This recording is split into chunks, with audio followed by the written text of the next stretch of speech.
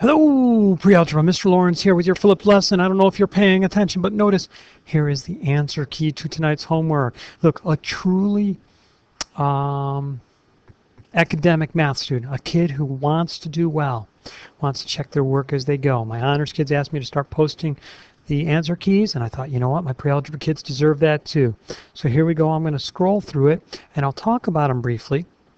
And of course, tomorrow you can check them as well. But if you're watching the videos, you should know what you're doing. So there's question 1. No, they are not proportional. Oh, that should say not. Sorry about that. And, excuse me. This is this one I did in class for just about everybody. 2, yes, they are proportional. Set up a ratio of each one. Now, number 3 is a little bit tricky because we're used to dealing with right angles when we're doing our scale factors. Well, I'll tell you what, for this red one here, I did the scale factor of this side, but then I did the scale factor and applied it to the height. And that way, I got the enlarged triangle. So in that case, I used the right angle. Remember how important right angles are? We're doing base times height and all that kind of stuff. All right, there's number 4. Okay. By the way, if you feel I'm going too fast, you just pause the video and check it and see the coordinates and move on. Now, number 5 is one where the center was the origin, right? The origin would be right here. And notice in that one, A and A prime move and all that kind of stuff. Okay, so A prime, B prime, C prime, and D prime's coordinates are over to the right there. Okay, and there's number 6. And 6, I ran out of room. The coordinates go to 2012, but I estimated them. See, 28,4, and then 2012. I guess that's a coinkydink that it's 2012, and we're all going to die in a couple months. Not. Anyway, number 7. No, they are not proportional. And number 8 again is no, they are not proportional. I apologize. It looks like my graph got put on top. Something moved. All right, sorry about that. Okay, so, oh, I see. I got an extra set of coordinates that are extra set of axes in there. Let me see number 9. It looks like, well, those are the ones that don't belong, but I can just tell you, ignore this line here and this line here. They're not a part of the solution. Okay, the x's you want are the other ones. The origin is right there. Okay, going down to number 10. There we go. It's a dilation about the point P. P didn't move. The rectangle shrunk back towards P. All right. Okay. There's number 11. The center was the origin.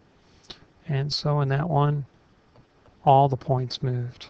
Okay, there's B prime way up there, and there are the coordinates over there on the left. Okay, there's 12. All right, center is the origin again. And the scale factors in 13 and 14 are 3 and then 1/2. All right, so let's look at 1 or 2 problems, and then we'll let you get outside and go enjoy the nice weather. Okay, we're going to look at a total of 3 examples. Here's our first one. There are the coordinates of it. It's a triangle in the first quadrant. And I'm going to tell you it has a scale factor of 1/2.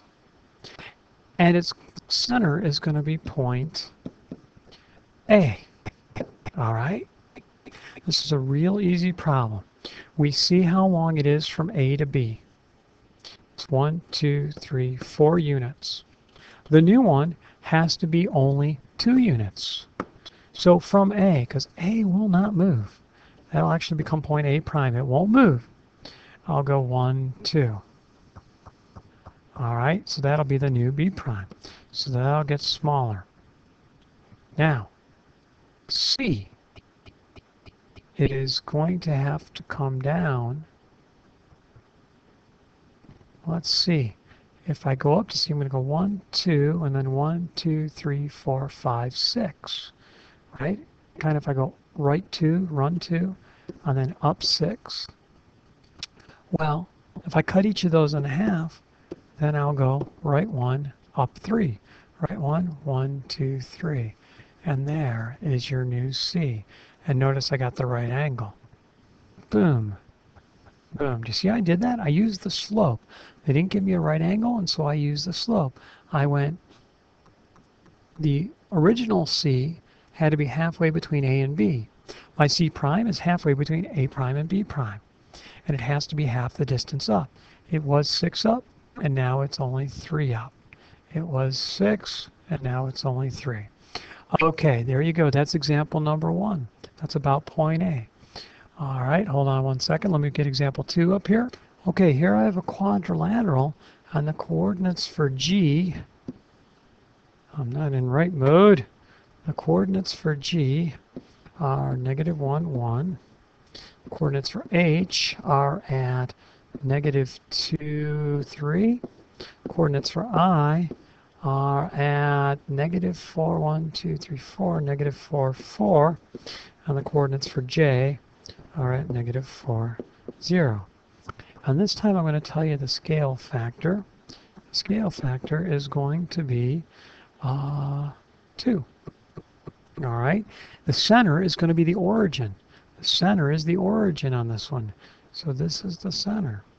This is the one where I multiply everything by the scale factor. So G prime is -2, 2.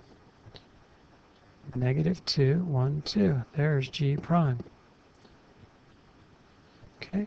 H prime becomes -4, 6.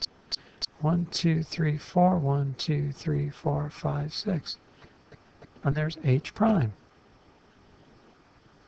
All right. I prime. -8, 8. So I prime is going to be way out here at -8 and all the way up here. And so there's I prime, right? Okay. And then J prime is going to be -8 and 0. So it's going to move out here to -8. And there is J prime. And I can go H to I to J, and then J to G. And there we go. We did a scale factor of 2. All right, let me get one more problem up here, and then we'll let you folks go. All right, one second. Okay, here you've been given triangle XYZ and triangle X prime, Y prime, Z prime, and a dilation has occurred. You can assume that the two triangles are proportional. They are a dilation of each other.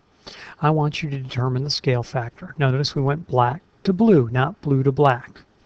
Okay, we went black to blue. How do you know? Because you have X, Y, Z, and then you have X prime, Y prime, and Z prime. The primes are the latter ones.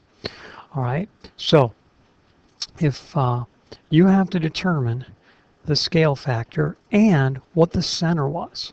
Now the center should be super easy. Okay, remember there's two types of dilations. There's a type where the center is a point. And in that case, that point does not move. The other type of dilation is when the center is the origin. And of course, on the first one, I meant a point of the actual polygon or shape. When the center is the origin, all the points have moved. Now look, did X move, X prime, are they totally different points? Absolutely. Y to Y prime, they're totally different places on the graph. Z to Z prime, they're totally different places. So this must be one with the center at the origin. Now I have to figure out the scale factor. All you have to do is see what the coordinates of Y were, and they were 9, 3, right? That's Y. Okay, now Y prime's coordinates, I'll do those in blue. Y prime's coordinates were 1, 2, 3, 1. 3, 1. Okay. Well, ask yourself, remember we're going black to blue. So 9 times the scale factor equals 3. Right? Solve for the scale factor. What's keeping the scale factor from being alone? Why, it's the 9. How is it attached? Multiplication, so I'll divide. And I'll do it to the left-hand side, and I'll do it to the right-hand side. So the scale factor must equal 3/9, or better yet, 1/3. Now let's check that. Let's see if it works changing the 3 into the 1. Let's do 3 times the scale factor. You could just call it x if you want, but it gets confusing with the x, y's, and z's. So I called it scale factor equals 1. Well, let's divide both sides by 3, and we get a scale factor of 1/3. And there you go. So it's a scale factor of 1/3.